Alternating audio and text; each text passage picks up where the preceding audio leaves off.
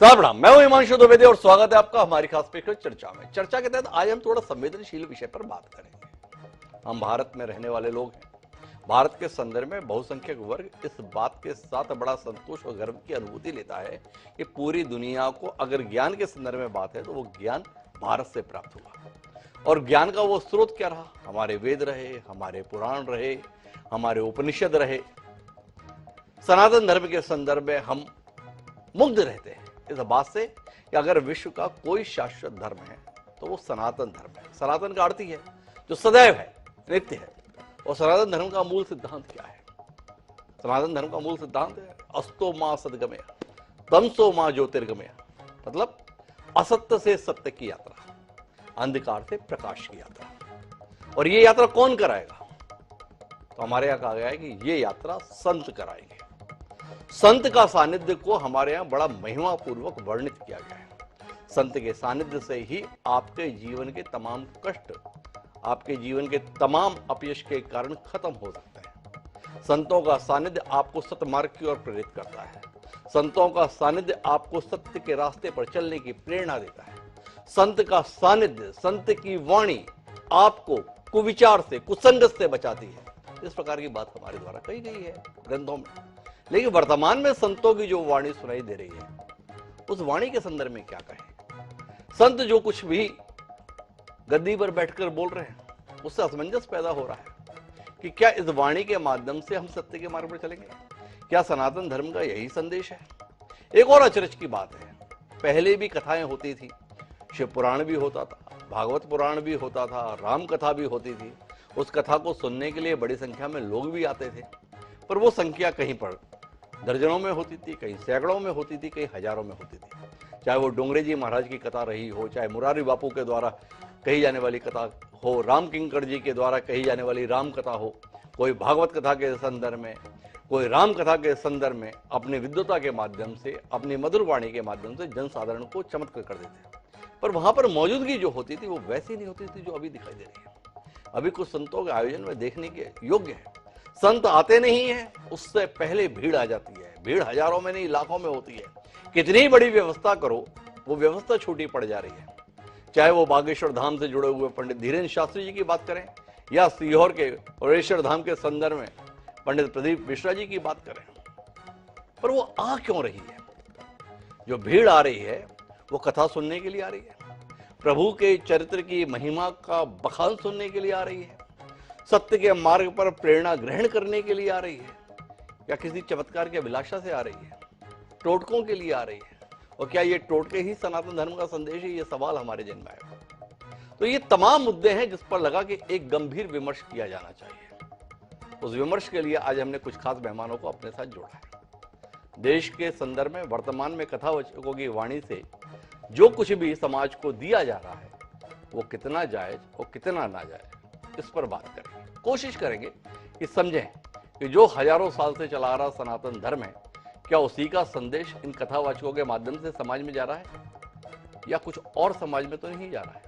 हमारे साथ इस चर्चा का हिस्सा बनने के लिए 5 खास मेहमान मौजूद हैं। उनसे आपका परिचय कराएं और समाज के संदर्भ में इस महत्वपूर्ण विषय पर कुछ तात्विक तर्कपूर्ण चर्चा करें। उससे पहले समय है आज के विचार सूत्र का। हमारा आज का विचार सूत्र ये कहता है, संतों की महिमा को प्रतिपादित करते हुए, कि संत हृदय नवनीत समाना, कहा कविन परि कहे न जाना, निज परिताप द्रवई नवनीता, पर दुख द्रवई संत सुपनीता। अर्थात संतों का हृदय मक्खन के समान होता है, ऐसा कवियों ने कहा है। परंतु उन्होंने असली बात कहना नहीं जाना, क्योंकि मक्खन तो खुद को ताप मिलने से पिघलता है, लेकिन परम पवित्र संत दूसरों के ताप यानी दुख से ही पिघल जाते हैं। गोस्वामी तुलसीदास ने कितने सरल शब्दों में संतों की महिमा का बखान किया है। पर आज संतों के तौर पर जो हैं, क्या वो उस महिमा के अनुरूप ही आचरण कर रहे हैं या कुछ और कर रहे हैं? इसे ध्यान में रखते हैं और अपनी चर्चा को आगे बढ़ाते हैं। हमारे साथ इस चर्चा का हिस्सा बनने के लिए 5 खास मेहमान मौजूद हैं। हमारे साथ में बाबा गुंजनदास जी हैं, धर्मगुरु हैं, अयोध्या से हमारे साथ जुड़े हुए हैं। जब भी ऐसे नाजुक विषय होते हैं, मार्गदर्शन देने के लिए वो हमारे साथ होते हैं। हमारे साथ आचार्य डीपी शास्त्री जी हैं, वह भी धर्मगुरु हैं, धार्मिक मामलों के विशेषज्ञ हैं। वह भी इस गंभीर चर्चा का हिस्सा बनने के लिए हमारे साथ है। हम उनकी उपस्थिति से गौरवान्वित हैं। हमारे साथ में चौधरी राकेश सिंह जी हैं, कांग्रेस पार्टी से जुड़े हुए हैं, विचारवान राजनेता हैं। ऐसे विषयों पर राजनीतिक दल के रूप में नहीं बल्कि एक चिंतक के तौर पर वह अपनी बात रखने के लिए हमारे साथ मौजूद है। हमारे साथ चिंतामणि मालवीय जी हैं, जो इस समय सनातन धर्म के ध्वजा को सबसे ऊपर उठाए हुए हैं। भारतीय जनता पार्टी, जैसे कि हम जानते हैं, उसके प्रदेश उपाध्यक्ष है, मध्य प्रदेश के पूर्व सांसद हैं, उज्जैन से ताल्लुक रखता है जहां से महाकाल है। और इन सब के बीच में अपनी तटस्थ राय देने के लिए वरिष्ठ पत्रकार संजीव कौशिक जी भी हमारे साथ हैं। आप सभी का स्वागत है। चर्चा की शुरुआत हम बाबा गुंजन दास जी से करेंगे। एक उससे पहले कुछ संतों की वाणी को सुनेंगे और उसके बाद बाबा गुंजन दास जी से समझने की कोशिश करेंगे इस वाणी के संदर्भ में क्या कहना है उनका। एक बार सुने। धर्म के शंकराचार्य जी ने साईं बाबा को देवताओं का स्थान नहीं दिया है और शंकराचार्य की बात मानना प्रत्येक सनातनी का धर्म है, क्योंकि वो अपने धर्म के प्रधानमंत्री हैं। और कोई भी संत, चाहे हमारे धर्म पंथ के हो, धर्म के हो, चाहे वो गोस्वामी तुलसीदास जी हो या सूरदास जी, संत हैं, महापुरुष हैं, युग पुरुष हैं, कल्प पुरुष हैं, लेकिन भगवान नहीं है। और इतना कह सकते, साईं बाबा संत हो सकते हैं, फकीर हो सकते हैं, भगवान नहीं हो सकते। लोग इसको कंट्रोवर्सी में ले लेंगे, पर ये बोलना भी बहुत जरूरी हमें लग रहा है। देखो भाई, गीदड़ की खाल पहनकर कोई शेर नहीं बन सकता है। 10 बच्चे पैदा करो तो ये कैसे जनसंख्या नियंत्रण होगी? हमने कहा तो हमारी वीडियो देखो, उससे बाद में पूछोगे तुम्हारा अगला क्वेश्चन क्या होगा, हम जानते हैं। तो क्या होगा, तुम ये कहोगे, आप भी तो बैठे, हम भी बोल चुके कई बार, आप यही कहोगे। तो सुनो, जब तक जनसंख्या नियंत्रण कानून न बने तब तक कह रहे हो, और जब सबके बन जाए, नियंत्रण कानून बन जाए, जनसंख्या कंट्रोल में हो जाए, तो सबके दूध बच्चे छोड़ा हो जाए। कोई आपका कोई एग्जाम आप देने के लिए बैठ रहे हैं, कोई विशेष परीक्षा है आपकी और आप चाहते हो कि मुझे इसमें पास होना चाहिए, तो प्रयास करना। एग्जाम के पहले कोई सोमवार पड़े, त्रिपुरा सुंदरी माता का नाम लेकर उत्तर की ओर मुख कर कर गन्ने का रस दोनों हाथों में कलश में भरकर नाम और गोत्र आपका बोलकर मन की कामना कर कर, जैसे कांवड़ शिव जी को चढ़ाते हैं दोनों हाथ से, उसी तरह वो गन्ने का रस से शंकर जी का अभिषेक त्रिपुरा सुंदरी के भाव से कर दीजिए महाराज। ऐसा कोई एग्जाम नहीं होगा जिसमें आप पास नहीं हो सकते, निकल ही जाओ। तो माननीय बाबा गुंजन दास जी, सारे स्कूल बंद कराएं, सारे कॉलेज बंद कराएं, सारी कोचिंग बंद कराएं, सोमवार का इंतजार करें, मां त्रिपुर सुंदरी का ध्यान करें, उत्तर की दिशा करें, गन्ने के रस को 2 कलश में रखकर चढ़ा दें, काम बन जाएगा। यह संदेश व्यासपीठ पर बैठकर लाखों की भीड़ को दिया जा रहा है। एक संत हैं जो बोल रहे हैं जब कानून बनेगा तब बनेगा, अभी तो 4 बच्चे पैदा करो, 6 बच्चे पैदा करो। आपसे विनम्रता पूर्वक जानना चाहता हूं, क्या यही संतों के सानिध्य का आह्वान हमारे ग्रंथों में किया गया था? इस संदेश की प्राप्ति के माध्यम से ही समाज का निर्माण होने जा रहा है। जहन में सवाल आता है, सोचा आपसे उत्तर लें, किसी और से क्या उत्तर लें। देखिए, आप जिन लोगों की अभी आपने बाइट दिखाई, प्रदीप मिश्रा जी और देवकी नंदन ठाकुर जी, तो सबसे पहले प्रदीप मिश्रा जी की बात पे मैं आना चाहूंगा। उन्होंने, देखिए, उन्होंने कहीं से ये नहीं कहा कि विद्यालय बंद कर दिए जाएं, शिक्षा न दी जाए, पढ़ाई न जाए। उन्होंने एक बहुत व्यापक धर्म है, उन्होंने एक तरीका बताया सकारात्मकता उत्पन्न करने के लिए। जैसे तरीके होते हैं नकारात्मकता खत्म करने के लिए, तो उन्होंने बताया, उसमें कहीं से उन्होंने ये नहीं कहा कि आप अध्ययन न करें या उसकी तैयारी न करें। बिना कोई आपका बेंचमार्क प्लेटफॉर्म बने हुए आप कोई भी कंपटीशन या एग्जाम देने जाएंगे तो उसमें सफलता नहीं मिलेगी। उन्होंने आपके अंदर जो ऊर्जा है उसको और कैसे बढ़ाया जाए या कैसे उसको सकारात्मक तरफ लेके जाया जाए, या हमें उस पराशक्ति का या परासत्ता का एक ध्यान रहे कि हमारे साथ वो शक्ति है, तो हम ये ऐसा कोई छोटा सा ऐसा क्रम कर लेंगे तो शायद उनकी। मैं माननीय बाबा गुंजन दास जी, आपसे बड़ी अपेक्षा के साथ इस कार्यक्रम में संवाद स्थापित कर रहा हूं। योगीराज कृष्ण हुए, गीता के माध्यम से संदेश दिया, कर्मण्येवाधिकारस्ते मा फलेषु कदाचन, कर्म कर, फल की चिंता मत कर। जिसने ये कहा उन्हें भगवान की संज्ञा देते हैं, जिन्हें हम संत के तौर पर मान रहे हैं। और हमारे यहाँ कबीरदास जी बता गए, गुरु गोविंद दो खड़े काके लागू पाए, बलिहारी गुरु गोविंद दियो बताए। तो गोविंद से ऊपर जिस गुरु को स्थापित कर दिया गया, वो गुरु बता रहे हैं कि फल चाहिए, फल के लिए गन्ने का रस चढ़ाना चाहिए। भगवान के तौर पर जिनकी मान्यता, उन्होंने बताया कि केवल कर्म करना चाहिए, उपक्रम करो, प्रयास करो, परिश्रम करो। संदेश समाज को क्या जाना चाहिए? अगर परीक्षा में उत्तीर्ण होना है तो व्यासपीठ पर बैठे हुए संत, महात्मा, कथावाचक के माध्यम से अपेक्षा यह होनी चाहिए कि वो प्रयास करने के संदर्भ में, परिश्रम करने के संदर्भ में, स्वाध्याय करने के संदर्भ में, अध्ययन करने के संदर्भ में समाज को प्रेरित करें, या इसे भूलकर बताएं सोमवार का इंतजार करो, 2 कलश का इंतजाम करो, गन्ने के रस का इंतजाम करो और इसे चढ़ा दो। और कोई ऐसी परीक्षा नहीं, कहें तो दोबारा सुनो आपको उनके द्वारा दिया गया वक्तव्य। बाबा गुंजन दास जी, आपसे बड़ी अपेक्षा है समाज को, आप जैसा मनीषी इस कार्यक्रम में मौजूद है, समाज को संदेश क्या जाना चाहिए इसके संदर्भ में अपेक्षा है। क्या वाकई आप मान रहे हैं कि पंडित प्रदीप मिश्रा जी के द्वारा लाखों की भीड़ में जो कुछ कहा जा रहा है उससे समाज को दिशा मिल रही है, समाज को प्रेरणा मिल रही है, समाज सही दिशा में प्रेरित होगा? नहीं, बिल्कुल नहीं प्रेरित होगा। देखिए, जो अब इस विषय पे मैं टिप्पणी नहीं करना चाहता था, इस तरीके के जितने भी भागवताचार्य या भागवत कहने वाला या कथा कहने वाले हैं, ये कहीं ना कहीं अपने मूल विषय से भटक जाते हैं। इनको भीड़ को अट्रैक्ट करना या अपने अपने टोने टोटके या अपने इस तरीके के तांत्रिक जो है जो अनुष्ठान ये बीच में बताने लगते हैं, ये कहीं ना कहीं अपनी लोकप्रियता में या बहुत तरीके के उनके व्यवसायिक लक्ष्य होते हैं कहीं ना कहीं, अगर इस विषय पे बोला जाए। लेकिन मैं उसको एक धर्म गुरु के तौर पे अगर मैं देखता हूं तो कहीं उन्होंने ये नहीं कहा कि हाँ आप कर्म ना करिए, और पूजा पाठ करना भी एक तरीके का कर्म है। अपना आप इष्ट के प्रति समर्पित रहें, इष्ट के लिए आपके अंदर अच्छे भाव हो। शिव जी को आप गन्ने का रस चढ़ाएं, जल चढ़ाएं, यथाशक्ति जो भी हो। हाँ, गन्ने का रस ही चढ़ाने से आपको सफलता मिल जाएगी, मैं इस बात को नहीं मानता हूँ। या गन्ने का रस चढ़ाने से ही सफलता मिलेगी, मैं ये भी नहीं मानता हूँ। आप अपना कर्म करिए, कर्म ही महान है। गीता हमारी अंतिम आखिरी धार्मिक पुस्तक आई ईश्वर प्रदत्त, उसमें यही कहा गया कर्म ही पूजा है, कर्मण्येवाधिकारस्ते। तो कर्म तो सबसे महान है। लेकिन अब इस तरीके के जो व्यवसायीकरण, धर्म का व्यवसायीकरण, इसके पूर्व भी शायद आपकी चैनल में मेरी 3 दिन पहले बाइट हुई थी, तो मैंने कहा जब से धर्म का व्यवसायीकरण हो गया है तब से व्यवसायीकरण होने से प्रतिस्पर्धा हो गई है, व्यापारियों के मध्य होती है।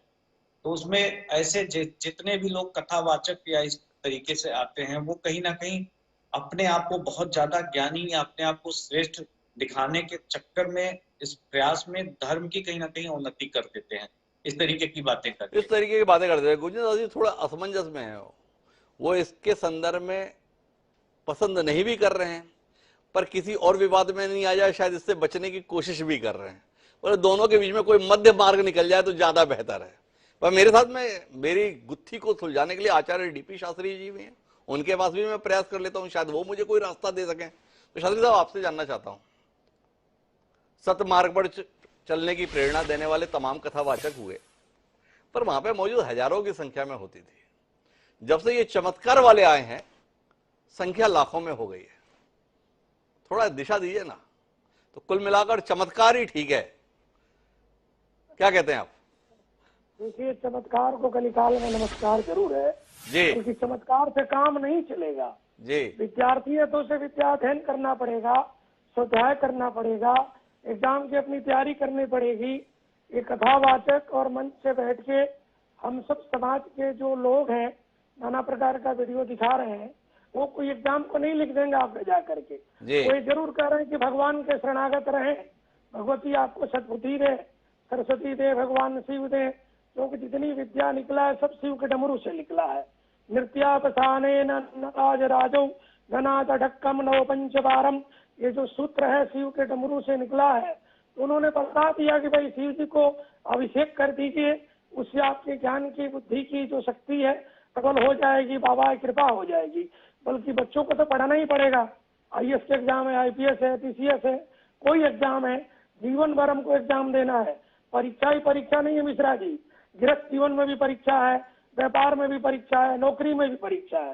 हर पल आपको परीक्षा देना पड़ता है, समाज के लिए, राष्ट्र के लिए, कारोबार के लिए। हर समय आपको धर्म की आवश्यकता पड़ती है। और धर्म में न्याय की सबसे ज्यादा जो पक्ष आप लेते हैं, चाहे जो मीडिया के माध्यम से हम लोग देख रहे हैं, सुन रहे हैं, हम सब लोग के सनातन के प्रति एक उत्तरदायित्व बनता है कि अच्छा मार्ग और हम आगे चल करके अच्छे कर्म के लिए समाज को प्रेरणा मिला है, जगाएं, उसको आगे बताएं, हमारा बनता है, जिम्मेवारी है समाज के प्रति। यहाँ कुछ कथित लोग समाज में हैं जो धर्म को एक व्यवसाय क्षेत्र में ढकेल चुके हैं और वो समझते हैं कि यही चीज से सब कुछ है। तो धर्म के साथ व्यवसाय नहीं चलता है। धर्म केवल जो है सो निराकार के रूप में, जब आप भगवान के कोई पूजा करते हैं, साकार के रूप में पूजा करते हैं, तो धन तो जीवन में सबको चाहिए, बल्कि धन को जोड़ करके हम चीज को आगे ले जाएं। मैं मुद्दे पे रहता हूँ शास्त्री साहब। कुल मिलाकर वर्तमान में धर्म के नाम पर जो कुछ चल रहा है, इससे सनातन धर्म मजबूत हो रहा है, सनातन धर्म की जो शिक्षा है उसी को समाज में संप्रेषित किया जा रहा है, या सनातन धर्म के अंतर्गत भगवा चोला पहनकर कुल मिलाकर एक व्यापार शुरू हो गया है और व्यापार में चमत्कार दिखाया जा रहा है और चमत्कार के माध्यम से अपने आप को स्थापित किया जा रहा है। आह्वान क्या हो रहा है गद्दी पर बैठकर? क्या है सनातन धर्म? सनातन धर्म के अंतर्गत तो दया का महत्व है, दान का महत्व है, जप का महत्व है, तप का महत्व है, पर आह्वान क्या हो रहा है? आह्वान तो ये हो रहा है, माननीय धीरेन्द्र शास्त्री जी कह रहे हैं सभी एक हो जाओ और पत्थर फेंकने वालों के घर पर बुलडोजर चलवा दो। सरकार कब तक बुलडोजर चलवाएगी? दूसरा वो बयान दे रहे हैं 33 करोड़ देवी देवता हैं तो चांद को पूजने की क्या जरूरत है? अब चंद्रमा को तो हमारे यहां वैसे भी पूजा गया है, पर चांद बोलने के साथ में भावना दूसरी हो जा रही है।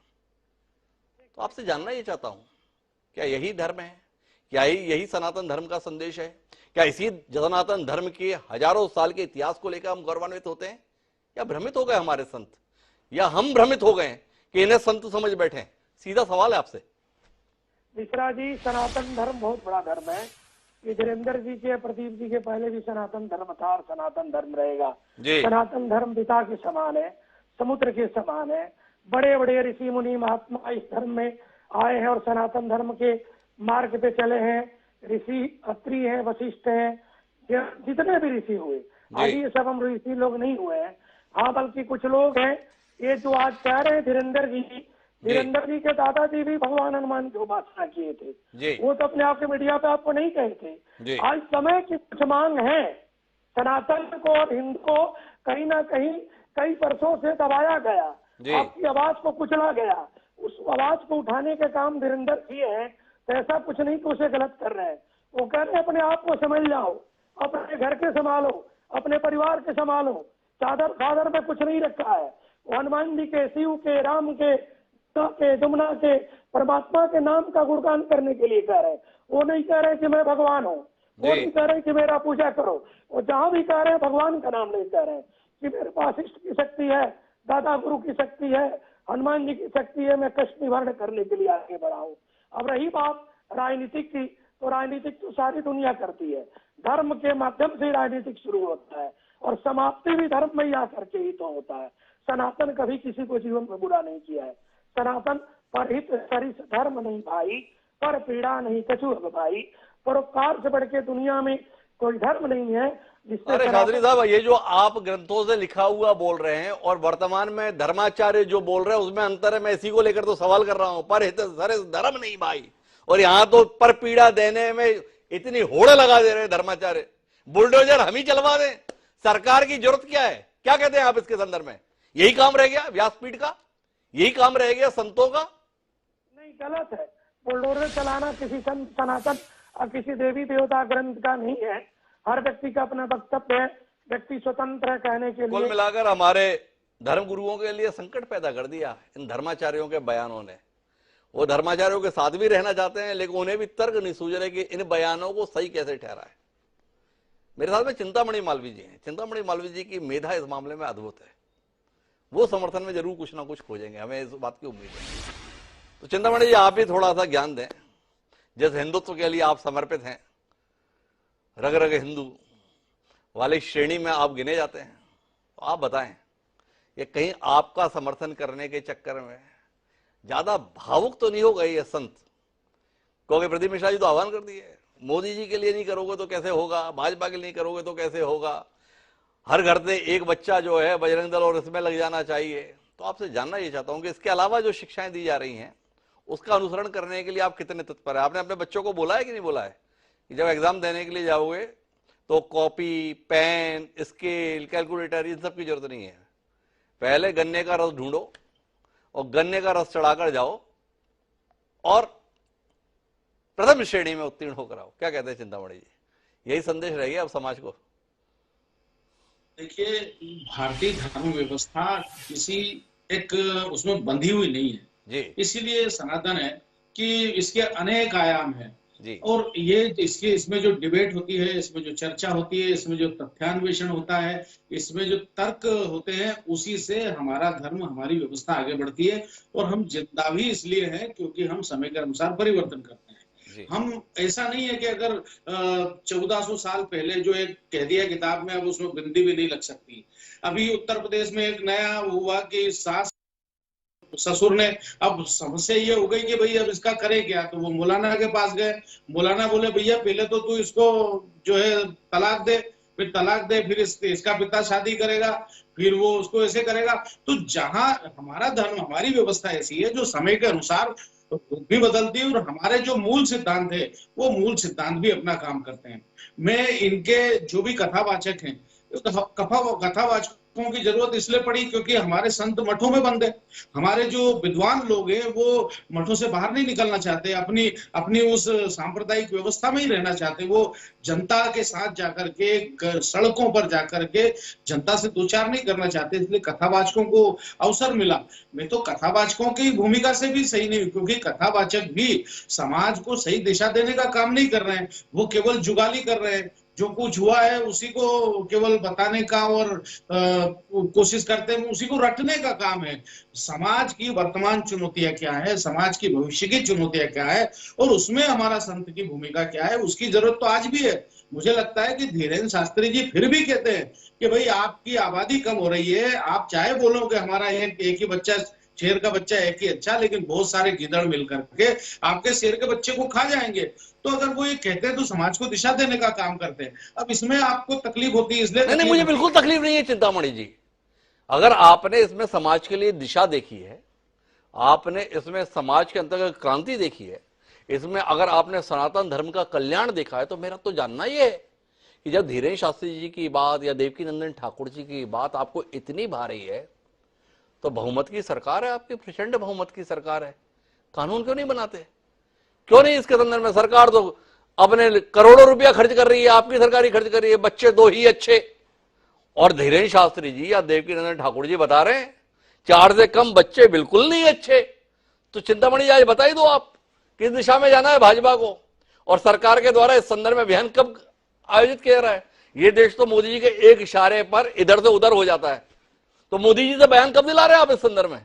थोड़ा बता दें हम लोगों को, जब इतना ही अच्छा है। डॉक्टर साहब, पहली बात तो यह है कि डॉक्टर साहब से, आपसे मेरा मतलब, आपसे मतलब आप नहीं है, आप एक एंकर या एक पत्रकार से नहीं है। मेरा मतलब है उस व्यवस्था से जो बहुत कॉम्प्रिहेंसिव नहीं देखती है, केवल मुद्दों को बहुत छोटा सा देखती है। देखिए, हमारा हिंदू धर्म बहुत विशाल है और इतने सारे उसकी गहराई है, इतनी उसकी ऊंचाई है कि आप केवल कुछ मुद्दों को लेकर के आप इसमें नापेंगे तो आप अन्याय करेंगे। मेरा तो आपसे नापने के लिए, आंकने के लिए ही तो बैठा हूं, आपसे सुनने के लिए बैठा हूं। आपने तर्क दिया कि भाई ये ठीक नहीं है, गीदड़ के बच्चे इतने हो जाएंगे तो एक अकेला शेर का बच्चा क्या करेगा, तो बाकी जिनके हो रहे हैं वो तो गीदड़ है, एक तो आपने ये बताया, और आपके शेर हैं ये भी आपने बताया। तो मैंने तो सिर्फ इतना पूछा कि आप सत्ता में हैं, स्पष्ट बहुमत के साथ सत्ता में, अगर बात इतनी अच्छी है तो सरकार तो संतों से ही दिशा लेकर चलती है। तो इस दिशा में कब से अभियान शुरू होने वाला है देश में कि बच्चे 4 से कम नहीं अच्छे? बहुत साल हो गए, तकरीबन 41 साल हो गए, बच्चे 2 ही अच्छे। तो चिंतामणि जी बताइए ना, कब से हो रहा है अभियान शुरू? देखिए डॉक्टर साहब, समाज अलग काम करता है, सत्ता अलग काम करती है। मेरा आप उसको व्यक्तिगत ले गए हिमांशु जी। हिमांशु मतलब मेरा आपसे नहीं था, मेरा बुद्धिजीवियों से, इस तरह की सोच रखने वाले लोगों से था, आप दिल पे ले गए। दूसरा ये है कि इससे सत्ता का कोई लेना, सत्ता तो समाज के पीछे चलती है। जैसा समाज तैयार होगा वैसी सत्ता बात करेगी। जब समाज में यदि लग जाएगा, समाज में इतनी जागृति आ जाएगी कि भाई ऐसा है, तो फिर वैसी सत्ता बात करने लगेगी। सत्ता में आप देखिए कि तो सत्ता को छोड़िए, अभी तो हम संतों पे ही बात करते हैं। ये कौन सी वाणी है?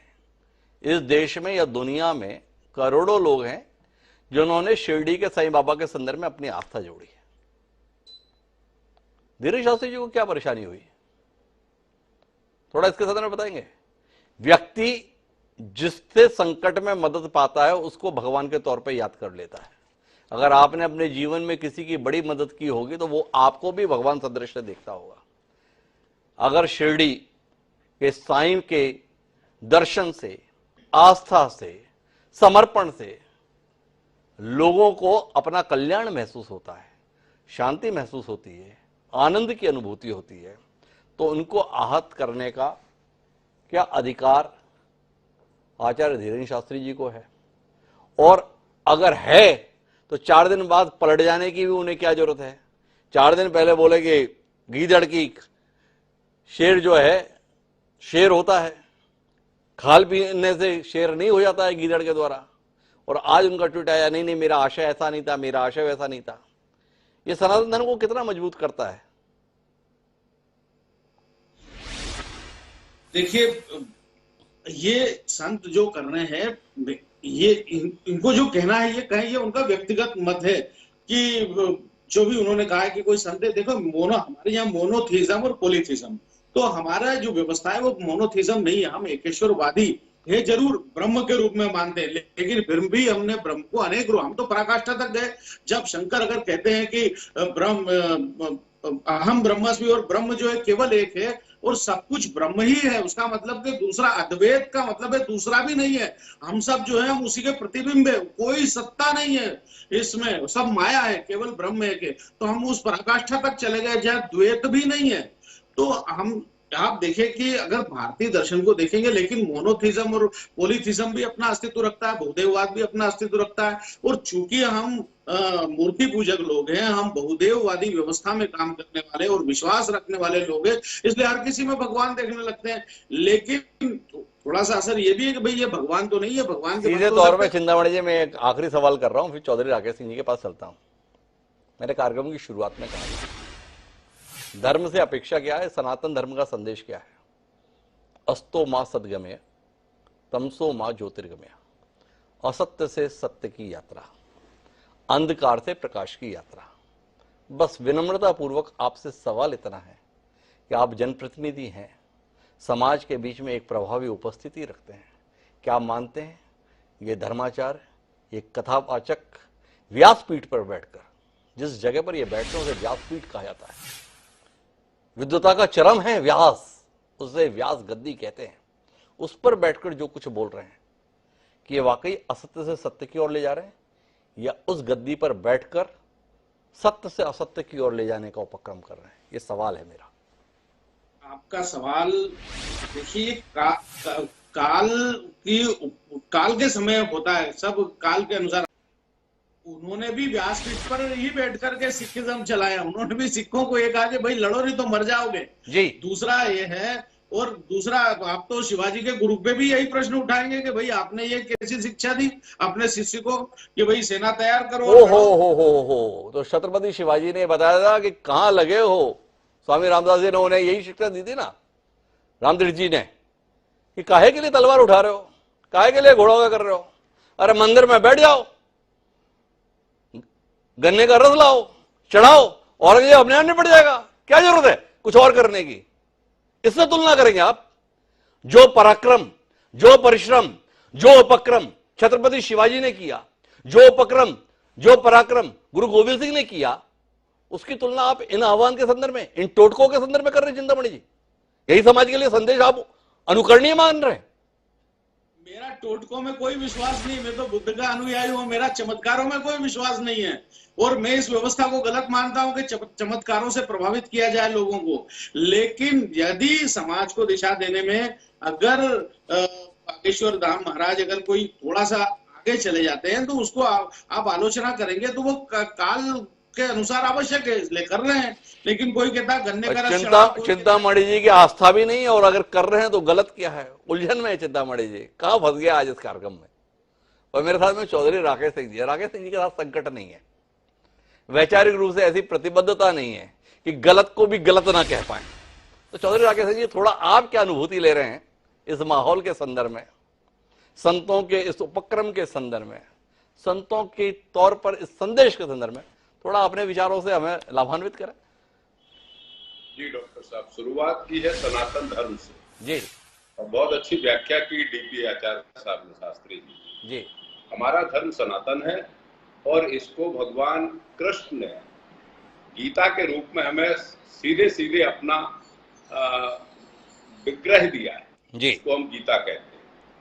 और उन्होंने कहा है कि इसमें जो बोला गया है वही सत्य है जी। आगे चल के मैं भी मालवीय जी को सुन रहा था, उन्होंने कहा कि हमारे जो शंकराचार्य हैं, जो संत हैं, वो मठों में कैद हो गए हैं, बाहर नहीं निकल रहे हैं। नहीं, हमारे सनातन धर्म में आज भी शंकराचार्य और संत पूजनीय हैं और वही हमें धर्म का उपदेश देते हैं। गोस्वामी तुलसीदास जी ने अपनी रामायण में लिखा है 1600 में, जब इन्होंने रामचरितमानस की स्थापना की है जी, उन्होंने कहा है कलयुग में ऐसे तमाम वाचक आएंगे कथाओं के जी, जो गली गली लोगों को इकट्ठा करके पैसे के लिए इस तरीके के वक्तव्य देंगे जो जनता को भ्रमित करें जी। मैं सीधे ये मानता हूं कि इससे धर्म का कोई वास्ता नहीं। धर्म का वास्ता है आज शंकराचार्यों से, धर्म का वास्ता है गीता से, धर्म का सनातन धर्म का वास्ता है हमारा रामायण से जी। और वही व्यक्ति जो संत है, इन्होंने ये कहा है कि संत बैठ गए, संत का अपमान है। नहीं, संत कदापि नहीं बैठे। आप कभी शंकराचार्य जी को सुनिए जी, और वो जितना सटीक बोलते हैं, आज भी हमारा सनातन धर्म शाश्वत है और उसके बोलने वाले, उसके अनुयायी आज भी जनता में बहुत बेहतरीन बोलते हैं जी, और सार्थक बोलते हैं। लेकिन ये जो जिनकी आज आप तुलना कर रहे हैं जी, ये सब धन के लिए कर रहे हैं डॉक्टर साहब, ये धर्म के लिए नहीं कर रहे हैं। मामला ये नहीं है चौधरी राकेश सिंह जी, मेरे सवाल उनके धन के संदर्भ में किए जा रहे प्रयास को लेकर नहीं है। मेरा सवाल इस बात को लेकर है कि आप एक फर्क देखिए, एक तब्दीली देखिए, एक बदलाव देखिए। इन आयोजनों में स्वस्फूर्त जो भीड़ उमड़ रही है, जो लोग दूर दराज से आ रहे हैं, वो क्यों आ रहे हैं? संत के तौर पर जो लोग हैं, उनसे अपेक्षा रही हमारी सदियों से कि वह समाज को दिशा देंगे। ये जो लोग आ रहे हैं, ये क्या लेकर जा रहे हैं? अपना परलोक सुधार रहे हैं या इस लोक के संदर्भ में भ्रमित हो रहे हैं? क्या संतों के स्तर पर इस आचरण को स्वीकार किया जा सकता है? यह सवाल है। और यह सवाल आपसे इसलिए है कि अमूमन ऐसे आयोजन जो इस समय हो रहे हैं पूरे देश में, खासतौर पर मध्य प्रदेश, छत्तीसगढ़ में, वो राजनेताओं के द्वारा कराए जा रहे हैं। उन राजनेताओं के द्वारा कराए जा रहे हैं जो आने वाले विधानसभा चुनाव में उम्मीदवार होना चाहते हैं। उन नेताओं के द्वारा किए जा रहे हैं जो सांसद जी का चुनाव लड़ना चाहते हैं। ये संत और ये जनप्रतिनिधियों का ये जो गठजोड़ है, ये समाज को कहां ले जाने के लिए? देखिए, मूल बात तो ये है कि संत नहीं है ये लोग। जिस तरीके से हमारी जनता जो कलयुग में है, इसमें लोग परेशान ज्यादा हैं। कोई नौकरी से परेशान है, कोई धन से परेशान है, कोई बच्चों से परेशान है, कोई वृद्धावस्था से परेशान है, कोई ज्यादातर लोग बीमारियों से परेशान है।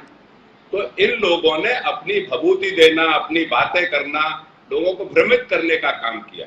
और जब हम शंकराचार्यों को सुनते हैं तो वहां भीड़ नहीं जाती है, हम स्वामियों को सुनते हैं, संतों को तो भीड़ नहीं जाती है।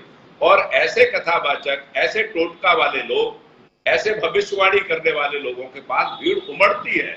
इसी के लिए तुलसीदास जी ने, गोस्वामी जी ने लिखा है कि कलयुग में इस तरह के तमाम गली गली में कथावाचक होंगे, तमाम राम के नाम पे, धर्म के नाम पे लोग चलेंगे। मैं ऐसे लोगों को, आप कह रहे हैं कि क्या मैसेज जा रहा है? मैसेज तो हमारा दुर्भाग्य है कि हमारी नौजवान पीढ़ी ये समझ नहीं रही है।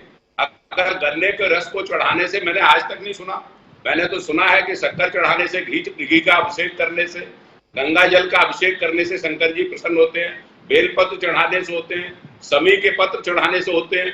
लेकिन अब गन्ने का रस लाओ, 2 कलश भर के लाओ और फिर चढ़ाओ, और परीक्षा देने की जरूरत नहीं है। जीवन में सारे काम सफल हो जाएंगे।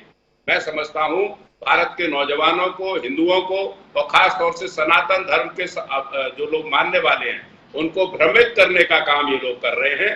और ये चौधरी राकेश सिंह जी ने तो अपनी तरफ से जिम्मेदारी का निर्वहन कर लिया, बोले ये लोग भ्रमित कर रहे हैं, पर इन्हें भ्रमित करने के लिए पंडाल कौन लगवा रहा है, तंबू कौन लगवा रहा है, मंच कौन बना रहा है? तो चौधरी राकेश सिंह जिस बिरादरी से ताल्लुक रखते हैं, जिस बिरादरी से चिंतामणि मालवीय जी ताल्लुक रखते हैं, वही ये उपक्रम कर रहे हैं। तो इस संदर्भ में कौन कहेगा? संजीव कौशिक जी मेरे पास है, जो इनमें से किसी वर्ग से ताल्लुक नहीं रखते हैं, निरपेक्ष भाव से देख रहे हैं। तो संजीव कौशिक जी जरा इस परिदृश्य के संदर्भ में अपना नजरिया साझा करें। ग्रंथों में कहा गया, जब कभी भी समाज भ्रमित होगा तो संत उसे दिशा देंगे। समाज तो भ्रमित है, पर दिशा क्या मिल रही है उसे देख के मैं भ्रमित हो गया। तो थोड़ा आप दिशा पर लाने की कोशिश करें संजीव जी। संतों से तो नहीं हो रहा, पत्रकार से शायद हो जाए।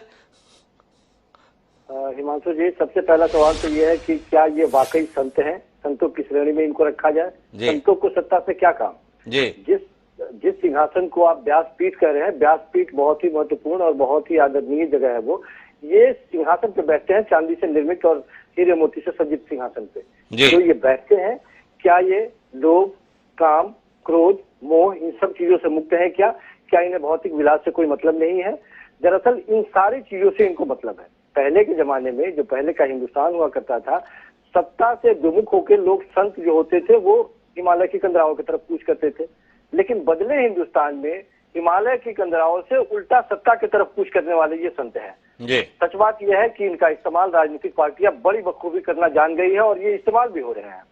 इन्हें भी भौतिक लालसा में इस तरह से पगा दिया गया है कि इनको पता है कि हमें बाहर कंदराओं में जाके क्या मिलेगा, हम कौन सा सुख हमें मिलने वाला है और यहाँ कौन सा सुख मिलने वाला है, और उनका इस्तेमाल एक तरह से किया जा रहा है। हमें ये कहने में कोई गुरेज नहीं है कि राजनीतिक पार्टियां, हर एक राजनीतिक पार्टी, किसी खास राजनीतिक पार्टी की बात मैं नहीं कर रहा, वो इस्तेमाल कर रहे हैं, वो इसका आयोजन करा रहे हैं। और ऐसे ये सबसे लास्ट टके का सवाल आप बार बार कह रहे हैं जिसका कोई जवाब नहीं मिल रहा कि आखिर इन पंडालों में भीड़ कैसे उमड़ रहे हैं? ये आने वाले लोग कौन है?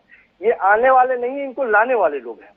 और लाने वाले लोगों के बीच में भी 500 और 1000 लोगों के बीच में 5 लोग इनके भी हैं जो इनके कथाओं से बहुत प्रभावित होते हैं, उस तरह का स्टेटमेंट देते हैं। किसी की तबीयत ठीक होती है, किसी का पेट दर्द ठीक होता है, किसी की लंबाई ठीक हो जाती है, चौड़ाई ठीक हो जाती है। वो तमाम तरह के वो सारी क्रियाकलापें उसमें की जाती है जो एक व्यवसायिक तौर पर एक विज्ञापन एजेंसी अपने माल को बेचने के लिए करता है। इनके पीआर एजेंसी है, ये अपने पैसे को संरक्षित करने के लिए, उसको इन्वेस्टमेंट करने के लिए, उसके लिए भी आदमी को लगा रखा है इन लोगों ने, और लोगों को कैसे लाया जाए उसके लिए भी ये सिस्टम लगा रखा है। और पूरे चूंकि हिंदुस्तान में आबादी इतनी है कि सारे लोग सुखी नहीं है, सारे लोग खुश नहीं है। जितनी भौतिक विलासतापूर्ण जिंदगी जी रहे हैं उतना ही ज्यादा दुखी भी लोग हैं। तो उन लोगों को यहाँ ला करके और चंद ये मीठी मीठी बातें करके उन लोगों को एक तरह से गुमराह करने का प्रयास। मैं संजीव कौशिक जी, थोड़ा आपने जो बातें कही उससे जुड़ी हुई बातों पर ही टिप्पणी चाहूंगा। आपने कहा ये संत नहीं है, तो संत कौन होता है भाई? भाई जिसके प्रति लोगों की आस्था है, जिसके प्रति लोगों की श्रद्धा है, जिसको लोग ज्ञानी मान रहे हैं, जिसको लोग तपस्वी मान रहे हैं, जिसके ज्ञान के आगे नतमस्तक हो रहे हैं। आप देखिए लाखों लोग इनके दर्शन करके ही अपने आप को धन्य मान रहे हैं। संजीव कौशिक जी, हम ये बंद कमरे में बात करें ये संत है क्या, ये तो कथावाचक है, सवाल इसका नहीं है। लोगों की श्रद्धा देखिए, लोगों की इनके प्रति आस्था देखिए। एक माननीय प्रदीप मिश्रा जी के द्वारा आयोजन किया गया, रुद्राक्ष देंगे और उनका जो रुद्राक्ष है वो चमत्कार करेगा। आप देखिए किस तरीके से लाखों लोग पहुंच गए रुद्राक्ष हासिल करने के लिए। कैसे नकार दे हम समाज के संदर्भ में? तो मेरा सवाल इस बात को लेकर है कि जो हमारे यहां वर्णित था कि समाज को दिशा संत से मिलेगी, ये दिशा कहां जा रही है? इस पर बतौर प्रखर पत्रकार आपकी कोई दृष्टि है? इसीलिए मैंने कहा कि संतों की श्रेणी में इन्हें कैसे रखा जाए। क्या संत वो है? क्या किसी संत ने जितने लोग, जिन लोगों की हम सुनते हैं इस तरह की प्रवचन को, हमारे घर की महिलाएं सुनती है, ये कहने में हमें कोई गुरेज नहीं है। क्या ये उस तरह की वाणी का इस्तेमाल करते हैं कि लोगों की भावनाएं आहत न हो, किसी दूसरे धर्म के लोग इससे आहत न हो? क्या वो सचमुच में स्त्रियों को मजबूत करने की बात करते हैं? क्या वो सचमुच में पुरुषों को, या अभी आपने एक शुरुआती दौर में ही कहा कि विद्यार्थी को, क्या सचमुच में उन्हें सही दिशा दिखा रहे हैं कि आपको किस तरह से परिश्रम करना है एग्जाम में पास करने के लिए? ये सारे गुमराह करने वाले लोग हैं एक तरह से। ये गुमराह करने वाले लोग हैं। संजय कौशिक जी ने तो बड़ी सहजता से कर दिया, पर गुमराह करने वालों के प्रति समाज का इतना आकर्षण, जनप्रतिनिधियों का इतना आकर्षण, सवाल है ना। वो जाना है बाबा गुंजन दास जी के पास वापस, उससे पहले चिंतामणि जी को हस्तक्षेप करना चाह रहे हैं, उनके हस्तक्षेप को सुनते हैं, उसके बाद बाबा गुंजन दास जी के पास चलते हैं। शायद अब तक बाबा गुंजन दास जी स्पष्ट मानसिकता में आ चुके होंगे कि छोड़ो, अब खरी खरी कह ही देता हूं, मुझे बड़ा इंतजार है उनसे। जी चिंतामणि जी। देखिए, हमें थोड़ा सा डिफरेंस करना पड़ेगा, न्याय बुद्धि से अंतर करना पड़ेगा कि भाई कौन इस तरह हमें भ्रमित कर रहा है, या हमें केवल गूंगा पंथ की ओर धकेल रहा है, और कौन हमें सही मार्ग दिखा रहा है। और हम थोड़ी सी कट्टर भाषा पर आपत्ति लेते हैं अपने धर्म गुरुओं की, कोई गुरेज नहीं है, क्योंकि हमारे यहाँ स्वतंत्रता है। लेकिन क्या कभी हमने उन लोगों के बारे में कहा है जो कहते हैं कि भैया इनको सीधे कत्ल ही करना है, इनको मारना है, ये काफिर हैं, ये ऐसे हैं, इनके हाथ का प्रसाद नहीं खाना है, रंग नहीं लगना चाहिए, बारात नहीं निकलना चाहिए, संगीत नहीं होना चाहिए? कभी उस पर हमारा बुद्धिजीवी समाज विषय उठाता है कि ये कैसे कुएं में बंद लोग हैं, ये कैसे जो समाज में इतनी असहिष्णुता फैला रहे हैं, जो कहते हैं कि काफिरों को तो जन्नत में ही जाना है, और यहाँ भी इनके लिए जन्नत है, इनको मारना और इनको एक गर्भित जीवन देना ही इनकी नियति है, यही धर्म है। क्या कभी हमने इस पर प्रश्न उठाया? केवल हम अपने धर्म गुरुओं की कठोर भाषा पर प्रश्न उठाते हैं। कोई गुरेज नहीं उठाना चाहिए, क्योंकि हमारा देश इस तरह की बात को और इस तरह के मूल्यांकन को महत्व देता है, यही हमारी शक्ति है। लेकिन क्या यही हमारी कमजोरी नहीं है कि हम किन लोगों से पीड़ित हैं? आज हम केवल एक छोटा सा क्षेत्र रह गए हैं, पाकिस्तान बन गया, बांग्लादेश बन गया, भारत में अनेकों पाकिस्तान है, लेकिन क्या अब भी हम उन कठोरताओं को, उस भाषा को और उस विचार को समझने को तैयार नहीं, जो हम सबको समाप्त कर देना चाहता है? तो चिंतामणि जी, एक बात बताइए, आपको उनके उस विचार पर, उस टिप्पणी पर, उस सोच पर ऐतराज है, तो इसके बचाव का रास्ता यही है कि हम भी उसी भाषा को शुरू कर दें, बतौर जनप्रतिनिधि, बतौर संघ विचारक, बतौर संघ कार्यकर्ता। जीवन में इतना समय गुजार जाने के बाद आप इसी नतीजे पे पहुंचे हैं कि हमारी भाषा भी अब यही हो जाने, वो 2 गाली देता है, मैं भी 2 गाली ही दूंगा। मैंने ये बिल्कुल नहीं कहा कि आपकी बातचीत से और क्या अर्थ निकला? मतलब आपने सारे सवाल उठाए मासूमियत के साथ, चिंतामणि जी, तो थोड़ा रोशनी दीजिए ना, जागरण करने दीजिए उसे। वो अगर कोई समाज में चल रही समस्याओं पर अपने विचार देता है और उससे अगर समाज को जागरण होता है, चाहे उसकी भाषा में कठोरता है, तो जागरण यही है कि वो 50 बच्चे पैदा कर रहे हैं, हमें 6 बच्चे पैदा करने चाहिए। आदमी कथा से जाए और इसी उपक्रम में लग जाए, है ना? यही समाज से शिक्षा लेने के लिए लोग आ रहे हैं, कथा सुनने के लिए। चिंतामणि जी, इसी की आप हिमायत करेंगे? क्या आपको लगता है कि कथावाचकों का काम अब यही आह्वान करना रह गया? विचार कीजिएगा। मेरे पास अभी बाबा गुंजन दास जी हैं, वो बताएंगे अपने संतों के इन संदेशों के संदर्भ में, तो थोड़ा बताइए ना बाबा गुंजन दास जी, क्या करना चाह रहे हैं हम समाज में इन संतों के माध्यम से? इन्होंने कह दिया कि संत कौन है।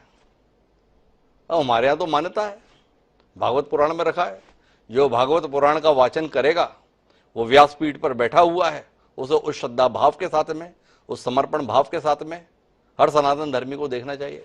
अब मैं इस बात की समीक्षा करूं क्या कि ये संत है कि नहीं है? ये अधिकार मुझे है। जब वो व्यासपीठ पर बैठ गए तो श्रद्धेय हो गए।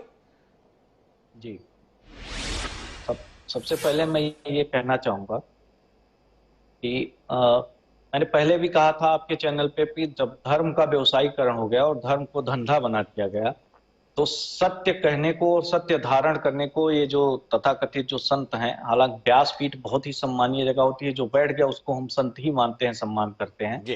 तो ये धारा के विपरीत जाने का प्रयास नहीं करते हैं। अभी क्या है, अधिकतर जो हमारे देश की आबादी है वो धर्म के प्रति जागरूक नहीं है। वो एक कहीं ना कहीं देखा जाए उनको धर्म का वास्तविक ज्ञान है ही नहीं। किसी व्यक्ति के घर में गीता या रामचरितमानस का पाठ करने वाला कोई व्यक्ति नहीं मिलेगा। अब धर्म, सनातन धर्म इतना ज्यादा व्यापक है, हमारे यहाँ तंत्र भी है, टोने टोटके तो मैं नहीं कहूंगा। तंत्र में आदि गुरु शंकराचार्य जी ने ही सौंदर्य लहरी के नाम से एक तांत्रिक पुस्तक की रचना की थी। दुर्गा सप्तशती भी हमारी तांत्रिक पुस्तकें हैं। तंत्र भी हमारे धर्म का एक अंग है। तंत्र वस्तुता होता है, हमें आप बीच में इंटरप्ट ना करिएगा, धर्म के एक अभिन्न अंग है। यंत्र होता है उसका यांत्रिकी एक बनाया जाता है। तो तंत्र का भी आदि शंकराचार्य से ही सौंदर्य लहरी से शुरू हुआ था। अब धारा के विपरीत जाके सत्य और कठोरता के साथ अनुशासन की बात बोलने वाले जो ये व्यासपीठ पे बैठने वाले लोग हैं, ये रह नहीं गए हैं। अगर ये ऐसा बोलेंगे तो फिर उसका नुकसान होगा, जनता नहीं आएगी या भीड़ नहीं आएगी, या इनको स्पॉन्सर करने वाले, अब धर्म को जब मैंने बताया व्यापार बन गया तो स्पॉन्सरशिप हो गई, उसमें फाइनेंसर लग गए, तो ऐसे लोग मिलेंगे नहीं, तो उनका राजनीतिक उद्देश्य या सामाजिक उद्देश्य जो भी है लाभ प्राप्त करना, वो होगा नहीं। तो अब संत जो हो गए हो, व्यवसायी हो गए हैं, तो वो जनता के मनोस्थिति के हिसाब से उनको सत्य या धर्म, आचरण, कर्म, इन सब का ज्ञान ना देते, उनको इंस्टेंट रिलीफ देना चाहते हैं, यानी एक जादू की पुड़िया दे दो, तुरंत इनको रिलीफ मिल जाए, उस हिसाब से लोग बह रहे हैं। तो और बाकी व्यासपीठ से जो बैठ के अगर धर्म जागृति की बात करते हैं, व्यक्ति को कर्म परायण बनाते हैं, अध्ययन परायण बनाते हैं, वो बातें तो ठीक है, लेकिन हम टोने टोटके का ही प्रचार करने लगे। मैं इसके खिलाफ भी नहीं हूं, मैं ये तंत्र के माध्यम से देखता हूं, मैं टोना टोटका नहीं देखता हूं। लेकिन केवल टोने टोटके का प्रचार करें या हमें भीड़ इकट्ठा करके उनको कर्म से विमुख लेके जाएं, उनको यथार्थ जो धर्म है उसको न बताएं, कठोर अनुशासन जो है उसके बारे में ज्ञान ना दें, गीता अध्ययन करने की सीख ना दे पाए, रामचरितमानस पढ़ने की सीख ना दे पाए, हमारा वास्तविक धर्म क्या है हम इसकी सीख ना दे पाए, इसलिए कि सामने वाला नाराज ना हो जाए या आए ना, तो ये तो एक व्यवसायी का लक्षण है। व्यवसायी वाले लक्षण पे ये सारे लोग जो चल रहे हैं, इनकी तो मैं कठोर आलोचना करता हूं।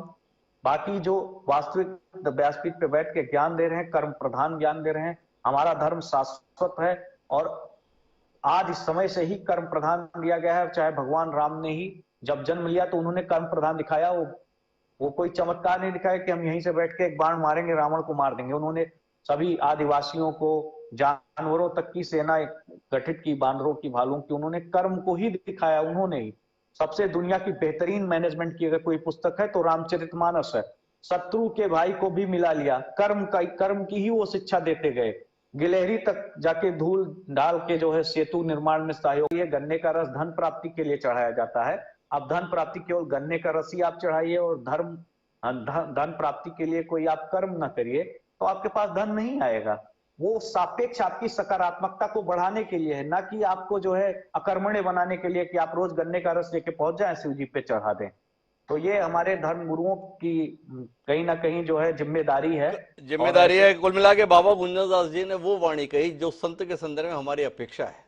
संत समाज को दिशा दें, सांसारिक लिप्साओं से उबर कर मनुष्य देह प्राप्त करने को सार्थक करें, ये अपेक्षा संतों से समाज की रहती आई है। पर यहाँ तो धर्मगुरु बैठकर सांसारिक चीजों में ही और भक्त कितना उलझ जाए इस दिशा में दे रहे हैं। तो आचार्य डीपी शास्त्री जी, इस संदर्भ में आपकी भी दृष्टि मिले। तो अपेक्षा क्या थी? अपेक्षा यह थी कि मनुष्य जो सांसारिक वासनाओं में उलझा हुआ रहता है, संतों के सानिध्य से उससे उबरने का काम हो। पर आजकल जो धर्माचार्य बैठे हैं वो तो व्यक्ति को बता रहे हैं कि हम बताते हैं तुम्हें इंतजाम कि सांसारिक संसाधन कैसे और बेहतर मिल सकते हैं, कैसे तुम उनमें और डूब सकते हो। तो ये कौन सी दिशा हुई? इसके संदर्भ में थोड़ा आपकी दृष्टि मिले। देखिए, दो चीज है जी, इसमें शिक्षा का बहुत बड़ा अभाव रहा है जी। कहाँ अभाव रहा है? नई पीढ़ी जो हमारी है, पुरानी पीढ़ी के साथ नई पीढ़ी की तुलना करें, इसमें लोग क्या किए कि अपना पर्सनल है कुछ ट्रेडिशनल व्यापार टाइप में हमारे साथ जोड़ लिए जी। ये नहीं होना चाहिए, इसका मैं भी खंडन करता हूँ। बल्कि उद्योग कहीं ना सिद्धंत ही कारण ही नहीं मनोरथ नहीं सुप्तस्य सिंहस्य भविष्यति न मुखे मृगा। उद्योग करने से कार्य की सिद्धि होती है। हर व्यक्ति उद्योग करता है, जीवन में करना चाहिए। सनातन धर्म उसी के पक्ष में रहता है और वही मार्ग देता है। बल्कि किसी तथाकथित समाज के लोगों के कारण आप सनातन धर्म के ऊपर ये सब चीज बोले और कहे ठीक नहीं लगेगा, क्योंकि सनातन कोई आज का नहीं है। आदि अनादि अनामे अविचल अविनाशी अमल अनंत अवचर अजयानंद राशि। अनादिकाल से सनातन की पूजा परंपरा नियम हम लोग करते आए हैं और पता ना कितने जन्म में हम लोग किए हैं, कितने जन्म आगे करेंगे। आपके चैनल के माध्यम से ये जरूर कहा जाए कि भाई धर्मो रक्षति धर्म, आप धर्म को रक्षा करें, बल्कि ऐसे अंधे ना बन जाए व्यासपीठ से कोई कुछ कह दे उसी पे आप लग जाए। पहले उसको आप विचार करें, विमर्श करें, क्या है, क्या हमारे लिए उचित है, क्या उचित नहीं है, उसमें विचार करके आपको आगे चलना होगा। तभी आप सनातन के साथ एक नई नींव के साथ, मजबूती के साथ समाज में खड़ा हो पाएंगे या नई पीढ़ी को कुछ दे पाएंगे। क्योंकि आताताई लोग सनातन के प्रति बहुत माने बिगाड़ने की, तोड़ने की कोशिश शुरू से रहा है, जिसमें कई तरह के लोग रहे, सब आप जानते हैं द्विवेदी जी। बल्कि हम ये चाहते हैं वो सब ठीक से हट करके आज हम साइंस में जी रहे हैं, चांद पे जी रहे हैं, G20 के सम्मेलन कर रहे हैं, भारत को सारा विश्व धर्मगुरु के रूप में देख रहा है। आप सनातन के लोग हैं, हिंदू के बड़े पते हैं, हिंदू के रक्षक या सनातन के रक्षा के रूप में आप आगे बढ़े हैं। आप अपने गाड़ी को वही चीज दीजिए जो समाज में कल्याणकारी हो, बच्चों के हितकारी हो, समाज बच्चों के लिए हितकारी हो। कहाँ से हितकारी होगा भाई, यहाँ तो संत आपस में लड़ रहे हैं। अब वो पंडोकर सरकार है, एक बागेश्वर धाम सरकार है। पंडोकर सरकार बता रहे हैं बैठ के, ये क्या पर्चे बना रहे हैं, जब ये पैदा भी नहीं हुए थे मैं तब से पर्चे बना रहा हूं। तो चिंतामणि जी थोड़ा इसके विषय में भी दृष्टि मिल जाए। ये तो नेताओं को भी पीछे छोड़ रहे हैं। आप भी ऐसी प्रतिस्पर्धा नहीं कर पाते जैसी प्रतिस्पर्धा इस समय इन संतों के द्वारा, इन सरकारों के संदर्भ में हो रही है। इसके संदर्भ में भी कोई दृष्टि दीजिए आप। इसके संदर्भ में भी किसी मौलाना के साथ में अगर आपको कुछ समझ में आ रहा है तो उसके साथ भी जोड़ दीजिए। क्या कहते हैं आप? नहीं, देखिए, ये उनका व्यक्तिगत विषय है, व्यक्तिगत अहंकार, व्यक्तिगत जो भी उनकी असहमति है, ये उनका अपना विषय है। माफ कीजिएगा चिंतामणि, क्या संत और राजनेता के विषय व्यक्तिगत हो सकते हैं? जो समाज को सीधे तौर पर प्रभावित करते हैं, समाज में जिनकी सीधी उपस्थिति है और जो अपने बयान समाज को दे रहे हैं, उनके मामलों को आप व्यक्तिगत कह के क्या बंद कमरे में बातचीत हो रही है दो लोगों की? वाकई देखिए, ये उनका अपना राग द्वेष है, उनकी अपनी समझ है। मैं तो एक सामाजिक कार्यकर्ता हूँ, एक राजनीतिक कार्यकर्ता हूँ, और मुझे जो उचित लगता है, मुझे लगता है कि समाज में जो धर्म हमारे जीवन का एक अनिवार्य अंग है, और जो व्यवस्था धर्म कर सकता है वो पुलिस नहीं कर सकती, वो मिलिट्री नहीं कर सकती। समाज जीवन में अनुशासन देने का काम, समाज जीवन को व्यवस्थित चलाने का काम धर्म करता है, और इसलिए धर्मगुरुओं की आवश्यकता पड़ती है, क्योंकि वो धर्म को एक आसानी से मनुष्य तक, आम आदमी तक पहुंचाने का काम करते हैं। अगर वो उसमें कुछ ऐसा करते हैं जिससे और बिगाड़ पैदा होता है तो जिम्मेदारी उनकी है, या अपना व्यक्तिगत हित अहित, रुचि अरुचि, राग अनुराग मिलाते हैं तो ये उन्हीं की कमी है। ये इसमें हम जैसे डिसाइपल, हम जैसे जो धर्मानुरागी लोग हैं, उनका कोई इसमें सरोकार नहीं है। हम केवल उचित अनुचित बता सकते हैं ठीक है नहीं है। तो अगर वो आपस में उनकी असहमति है तो नहीं होना चाहिए। ये अगर क्यों लगा रहे हैं आप? जैसा जागरूक जनप्रतिनिधि अगर मगर की बात कर रहा है, आप देखते पढ़ते लिखते नहीं है क्या? कोई चीज है जो आपको ध्यान में नहीं रहती है? ये मौलाना साहब कौन सा कहां पे क्या किया है ये आपको पता रहता है। और जिस धर्म में आपकी आस्था है, जिस विचार में आपकी गति है, उस विचार के संदर्भ में इतने अनभिज्ञ है, वाकई आपको नहीं पता। जैसे उज्जैन में आप बैठे हैं, वहीं प्रदीप मिश्रा जी बोल रहे हैं मैं पर्चे वर्चे नहीं बनाता। और ये पर्चे वर्चे नहीं बनाता, इसके साथ में किसको निपटा दिया उन्होंने? ये चिंतामणि आपको समझ में नहीं आया क्या?